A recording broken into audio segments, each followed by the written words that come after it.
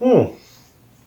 Well, dangerous to circulation, bones everywhere, sumptuous underground architectures, and girls that make you hard. Clearly, I'm in France. So I guess it's a good time to speak about the law.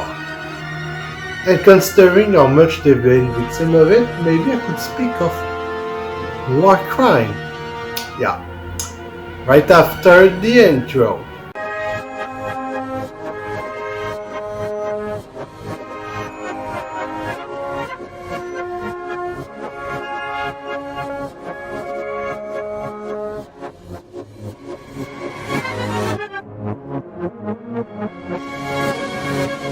So, war crimes in the medieval period. How does that happen? And did it even exist? Well, it existed, there was such an option, but it was quite different to how we think of it.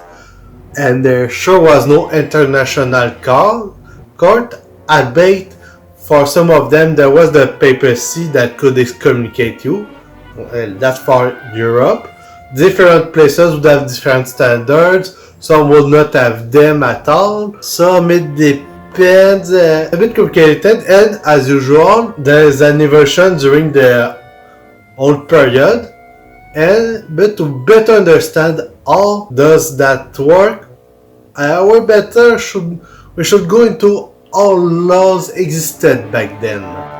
So after the fall of the Roman Empire, the Roman law kind of fell out of use.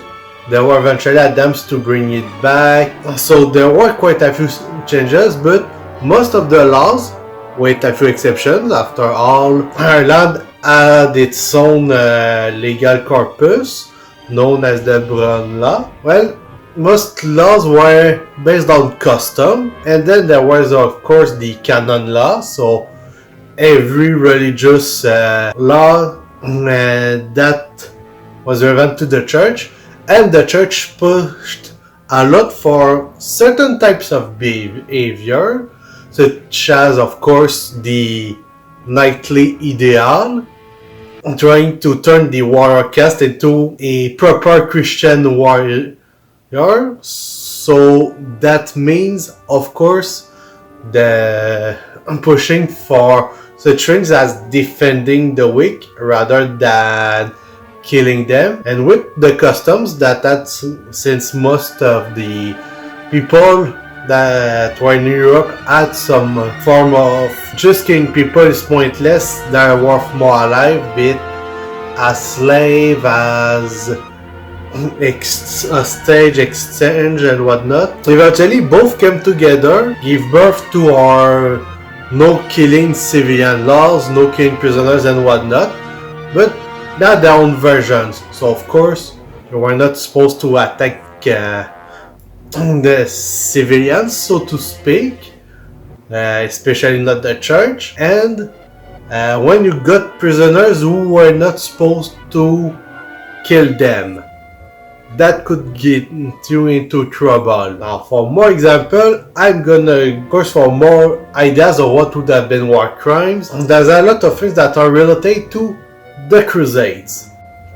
For the Crusades, well, we see a lot in the text, be it from chroniclers who are horrified to different practices that when you give your word, you were expected to give it, and most importantly, we're not supposed to massacre the population of a place, and if you give your word, you not harm the inhabitants, except of course for those who battled against you, you were expected to give it.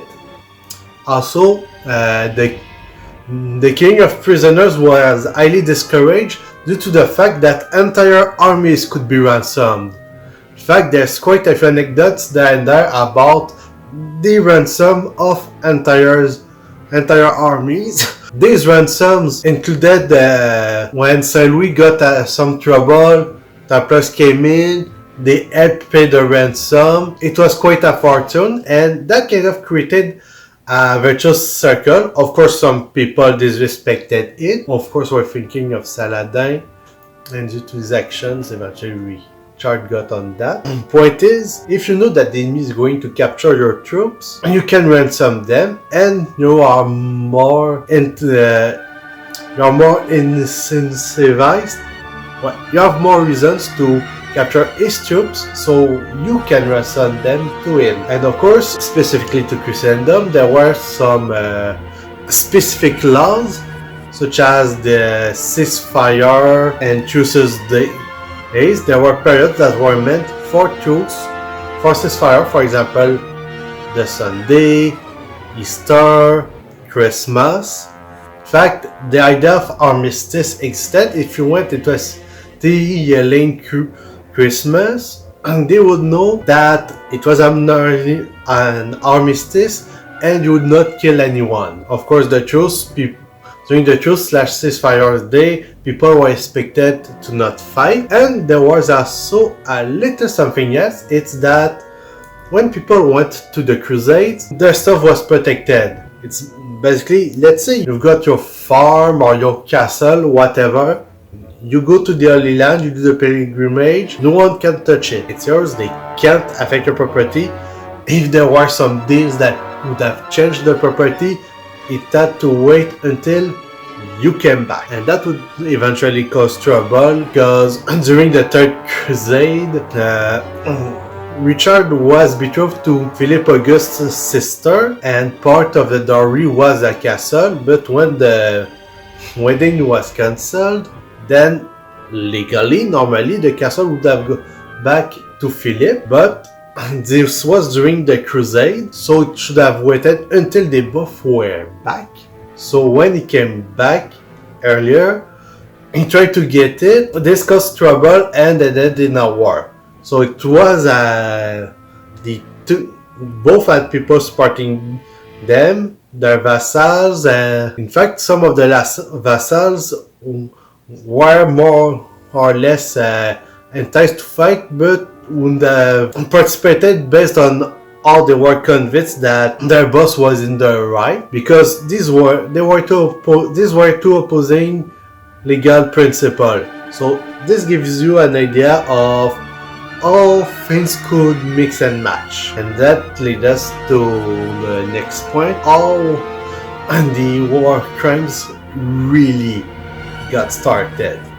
So the war crimes, well, they really started with Henry II, King of England, when he started to get mercenaries, because sadly during the medieval period, if the knights had all of the incentive on acting correctly, especially that if you're a lord, you want to take your neighbor's place, you need the peasants to grow the food, the servants to take care of the castle and whatnot, so you need them. Mercenaries, they don't need that. All they care about is gold. And so mercenaries were pretty much the morally lowest of the low, and as the medieval period went on, especially due to the English kings using them a lot and other monarchs following suit due to the need, well, and this is what led to the prevalence of war crimes, because mercenaries had no morals. And all of this brings us to really the idea of all of it being a crime, on top of course the church putting an interdit, so basically forbidding any rights in a zone or communicating people. The idea of things being crimes, it really came about during the 100-Year War in a bit of hypocrisy, and what I've got here is quite an interesting source. It is Le Procès de Roi by Jacques Trémollet de Villiers. It's the trial of Sainte Jeanne d'Arc. Well, our second trial, because she had three. One to see if she was legit, one that was the sham, and one to cancel the sham. The sham trial by the heretic false bishop Peter Pig was at first an attempt to convict her for war crimes. So everything that would have been conceived as a crime, so killing prisoners, which by the way the English did at Crusades and Agincourt. Basically the archers didn't kill any knights. The knights were stopped by the mud, they surrendered, and when you surrendered, you gave your word, which was very important in the contract and honor society of the medieval period. And basically most of what would have been considered a war crimes would have been a breach of honor. On the game, when you surrender, you give your reward, you will not escape, you put yourself in the hands of your jailer, and in exchange the jailer agrees to not mistreat you. Well, the English did the opposite and murdered every single of their prisoners, then pretended for centuries that they beat them in the battle, despite it not being the case, and sadly even Age of Empires still believes that lie. Hence why the Royal Knights have the vulnerability to torture. Yeah, that's inaccurate, that's BS. And of course, they did everything that could have been considered a war crime. And while Sainte Jeanne d'Arc specifically made sure that no one in her army did so. Mistreating prisoners? No, not at all. Breaching truce/ceasefire day? Never did, but they did that plenty. Breaching the armistice, so going nasty, saying Christmas to say what kill anyone and still killing people. Never did that. In fact, she specifically ensured that none of her soldiers did that. So basically, like Léo Major, she has negative war crime, while the English had plenty. And so, that's why the heretical first bishop, Peter Pig, he tried to have her be convicted. And this was based on the idea that there was this legal basis that these were punishable crimes. So, this is really the end of the development that addressed in a court of law and punished. Sadly, in this case, it was via a sham of Atrahan. It could not get her convicted on those sham excuses. Then he tried on many false heretical charges. It didn't work. Some might think that witchcraft wasn't it, but it would not have worked because it was specific church policy that witchcraft is a superstition and therefore not real. So you can't really convince someone of being a witch if witches don't exist and witchcraft is not real. So in the end, it was a bogus charge of being dressed like a boy, which of course that was not a crime and it was cancelled. In fact, from the moment the papacy got the documents of the trial, which all have been preserved, they went, okay, so this is bullshit. Yeah, your trial is cancelled, you're innocent. However, Peter Pig are excommunicated because you are an heretic. And so trials and counter-trials, this was part of the end development. In conclusion, evolution on the 1000 years as usual. It was mainly things about honor. What were seen as Warcrimes were many breaches of honor and important religious principles, as well as the breaching of customs, because customs were laws, at least many of them.